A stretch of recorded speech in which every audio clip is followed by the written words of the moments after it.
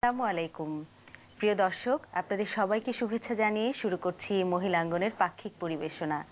বরাবরের মতোই আমরা 4টি সেগমেন্ট নিয়ে অনুষ্ঠানটি সাজিয়েছি: ঘরোয়া, আলোকপ্রভা, স্বাস্থ্য কথা এবং আলোচনা। প্রথমেই রয়েছে ঘরোয়া।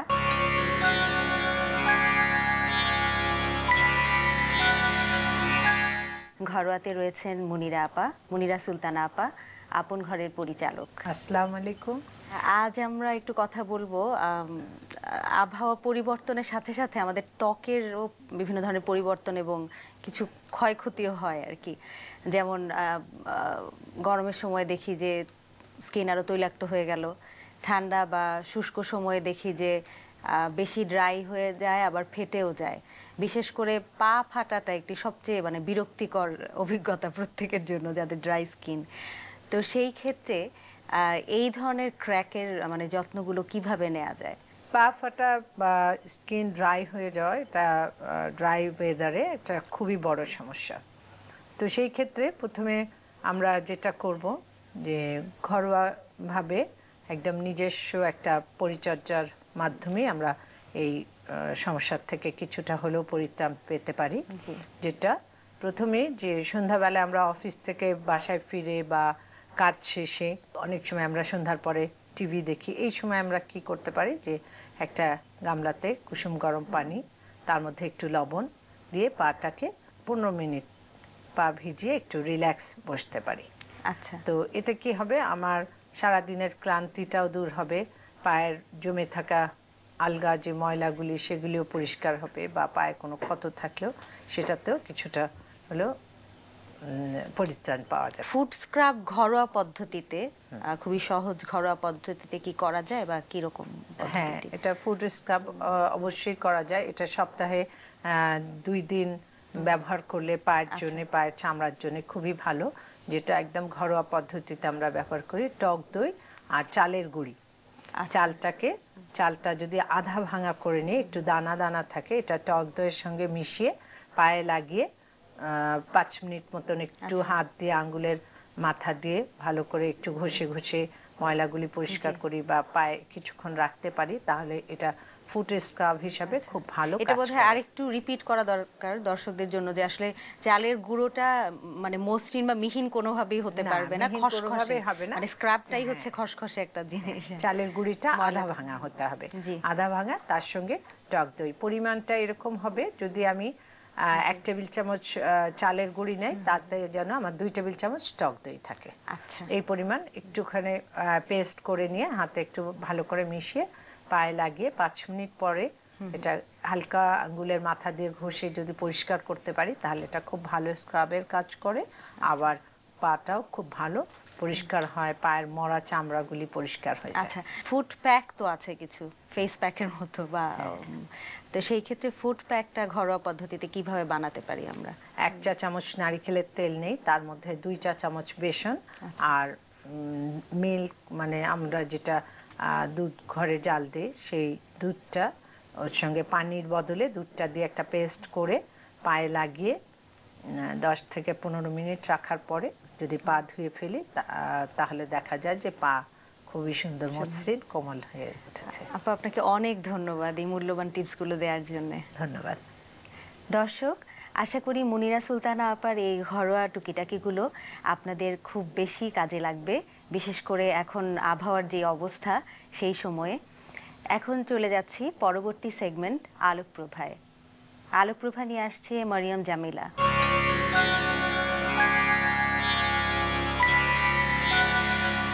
সুপ্রিয় দর্শক, আসসালামু আলাইকুম। আলোকপ্রভায় আপনাদেরকে স্বাগত জানাচ্ছি, আমি মারিয়াম জামিলা। আলোকপ্রভার গত কয়েকটি পর্বে আমরা নারীর মর্যাদা নিয়ে আলোচনা করেছিলাম। সেখানে ছিল ইসলামে কন্যা সন্তানের মর্যাদা, এবং একই সাথে নারী তার ব্যক্তিগত মর্যাদা বৃদ্ধির জন্য কি কি করতে পারে তা নিয়েও আমরা আলোচনা করেছিলাম। আজকেও আমরা সেরকম একটি গুরুত্বপূর্ণ বিষয় নিয়ে আলোচনা করব, এবং তা হচ্ছে আল্লাহ নারীকে স্ত্রী হিসেবে কি মর্যাদা দিয়েছেন। আজকে আমরা বৈবাহিক জীবনের শুরুর কিছু বিষয় নিয়ে আলোচনা করব।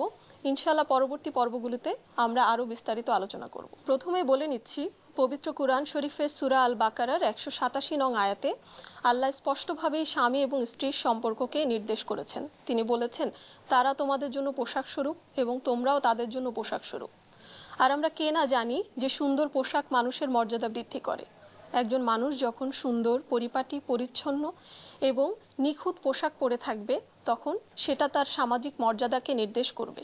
এবং একই সাথে দেখা যাচ্ছে যখন কিনা একজন মানুষের পোশাক হবে মলিন, ছেঁড়া, ফাটা, তখন সেটি তার দুর্দশার দিকেই নির্দেশ করবে। সুপ্রিয় দর্শক, আজকাল আমরা পত্রিকা খুললেই অথবা খবর শুনতে গেলেই দেখি যে প্রতিদিন শত শত মা বোন যৌতুকের বলি হচ্ছেন। যৌতুক একটি সামাজিক ব্যাধি। দেখা যাচ্ছে যে সমাজে সরবে এবং নীরবে যৌতুকের প্রথা এখনো পর্যন্ত প্রচলিত আছে। যৌতুকের প্রথার দিকে তাকালে আমরা বুঝতে পারি যে এখনো আমরা আইয়ামে জাহিলিয়াতের যুগ থেকে বের হয়ে আসতে পারিনি। সমাজের উঁচুতলা থেকে শুরু করে নিচুতলা পর্যন্ত বিভিন্ন আঙ্গিকে যৌতুকের প্রচলন এখনো পর্যন্ত প্রচলিত আছে। এমন অনেক উচ্চশিক্ষিত পরিবার আছে তারা কিনা তাদের পরিবারের যে নতুন সদস্য, নতুন বউটি, তার পরিবারের পক্ষ থেকে সবসময় কিছু আসবাবপত্র এবং বছরব্যাপী কিছু উপহার উপঢৌকন পেতে সবসময় পছন্দ করে থাকে। এবং এর যদি কখনো ব্যতিক্রম হয় তাহলে বউটিকে নিদেন পক্ষে উঠতে বসতে কিছু কথা অন্তত শুনতেই হয়। সুপ্রিয় দর্শক, এখন প্রশ্ন আসতে পারে যে তাহলে উপহার দেয়া কি অন্যায়? না, উপহার দেওয়ার আগে আমাদের সবসময় চিন্তা করতে হবে যে উপহারের সংজ্ঞা কি। কখনো কোনো মানুষ ভালো সম্পর্কের খাতিরে নিজের সামর্থ্য অনুযায়ী যখন কাউকে কোনো কিছু উপহার দেয় তখনই সেটাকে উপহার বলা হয়। চাপ প্রয়োগের মাধ্যমে কিছু দিতে গেলে বা পেতে গেলে সেটাকে উপহার বলা যায় না। আর খেয়াল রাখতে হবে যে উপহার প্রদান কখনোই যেন ওয়ান সাইডেড বা একপাক্ষিক না হয়ে যায়, বরং একজন স্বামীর পরিবারের পক্ষ থেকে চেষ্টা করতে হবে উপহার নেওয়ার বদলে কতখানি দেয়া যায় তা। কারণ আমরা তো জানি আল্লাহ স্বামীকে স্ত্রীর উপরে মর্যাদা দিয়েছেন। সে তো শক্তি, সামর্থ্যে, বিদ্যা, বুদ্ধিতে স্ত্রীর চাইতে অনেক বেশি উন্নত। তাহলে দেখা যাচ্ছে যে যখন একজন স্ত্রী তার স্বামীর কাছ থেকে তার প্রয়োজনীয় ভরণ পোষণ, শখ আহ্লাদ পূরণের সামগ্রী না পেয়ে বরং সে দেখতে পায় যে তার স্বামী তার কাছে মুখাপেক্ষী, স্বামী স্ত্রীর কাছে আসবাবপত্র এবং টাকা পয়সা এবং বিভিন্ন প্রয়োজনীয় দ্রব্যাদি এবং উপহার উপঢৌকন আশা করছে, তখন আমরা সহজেই বুঝতে পারি যে সেই স্বামীর চাইতে দুর্দশাগ্রস্ত ব্যক্তি এই সমাজে আর কেউ হতে পারে না। এইভাবে সমাজে প্রতিনিয়ত একজন ব্যক্তি নিজেই তার নিজের মর্যাদাকে এবং ব্যক্তিত্বকে ক্ষতিগ্রস্ত করছে। অথচ ইসলাম কি বলে? ইসলাম বলে যে তোমরা তোমাদের স্ত্রীদের কাছ থেকে নেওয়ার বদলে তোমরা তাদেরকে দাও। আমরা জানি যে আল্লাহ হচ্ছেন সর্বশ্রেষ্ঠ বিজ্ঞানী এবং তিনি হচ্ছেন সর্বজ্ঞানী এবং তিনি হচ্ছেন সবচাইতে বড় মনস্তত্ত্ববিদ। পবিত্র কুরআন শরীফে সূরা আন-নিসার 4 নং আয়াতে আল্লাহ বলেছেন যে তোমরা খুশি মনে তোমাদের স্ত্রীদেরকে মোহরানা প্রদান করো। তারা যদি নিজের খুশি মতো কোনো অংশ মাফ করে দেয় তাহলে তোমরা তা ভোগ করতে পারো। পবিত্র কুরআনের এই আয়াতটিতে শব্দের ব্যবহারগুলো খুব লক্ষণীয়। আল্লাহ বলেছেন যে তোমরা তোমাদের খুশি মতো মোহরানা দিয়ে দাও। তার মানে হচ্ছে যে তোমরা উদারভাবে নিজেকে যোগ্য মনে করে তুমি তোমার স্ত্রীর ভরণ পোষণের খরচ চালাতে পারবে তা প্রমাণ করে তুমি তোমার নিজের মর্যাদা সংরক্ষণ করে তুমি মোহরানা দিয়ে দাও। আর তোমার স্ত্রী যদি কোনোভাবে সেই অংশ মাফ করে দেয় কোনো অংশ, তাহলেই তোমরা শুধুমাত্র তা ভোগ করতে পারো। কিন্তু চাপ প্রয়োগ করে মোহরানা কমানো, এটা হচ্ছে জাহেলিয়াতের যুগের দৃষ্টান্ত। একটু আগেই বলছিলাম যে আল্লাহ হচ্ছেন সবচাইতে বড় মনস্তত্ত্ববিদ। আল্লাহ তো খুব ভালো করেই জানেন যে একজন স্ত্রীর কাছে সর্বোৎকৃষ্ট পোশাক হচ্ছে তার স্বামী। একজন স্ত্রী এই দুনিয়াতে তার স্বামীর কাছে আশ্রয় খুঁজবে এবং তার কাছেই তার প্রয়োজনীয় খরচ চাবে।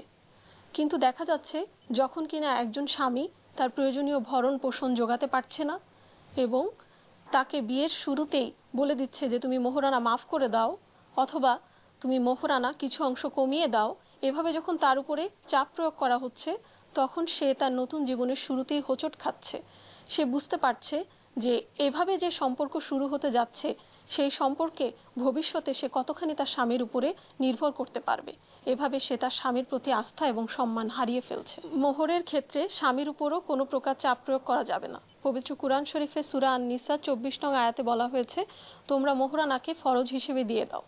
তাহলে দেখা যাচ্ছে যে মোহরানা যদি কাবিন পর্যন্ত না লেখা হয় তাহলে মোহরানা কি হয়ে যাবে? মোহরানা মোহরে মেসেল ওয়াজিব হয়ে যাবে। মোহরে মেসেল কি? মোহরে মেসেল হচ্ছে ওই কনের যে চাচাতো, মামাতো, ফুফাতো অথবা আপন বোনরা আছে তাদের কাবিন যে পরিমাণ হয়েছিল সেই পরিমাণ অর্থ প্রদান করাকে মোহরে মেসেল বলা হয়।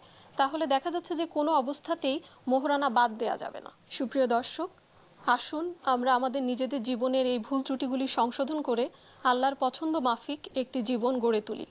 কারণ যদি আমরা আমাদের সামাজিক প্রথা এবং পারিবারিক প্রথার উপরে আল্লাহ প্রদত্ত জীবন ব্যবস্থাকে গুরুত্ব না দিতে পারি, না বসাতে পারি, তাহলে আমরা যতই নিজেদেরকে মুসলিম হিসেবে দাবি করি না কেন, আল্লাহ কিন্তু আমাদেরকে মুসলিম হিসেবে, মুমিন হিসেবে মেনে নেবেন না। আল্লাহ আমাদের সবাইকে তৌফিক দিন নিজেদের ভুল ত্রুটি সংশোধন করার। আল্লাহ আমাদেরকে মাফ করে দিন। ওয়ামা তৌফিক ইল্লা বিল্লাহ। আলোকপ্রভায় মারিয়াম জামিলার কথা শুনলাম। এবারে চলে যাচ্ছি ছোট্ট একটি বিরতিতে, আমাদের সঙ্গেই থাকুন।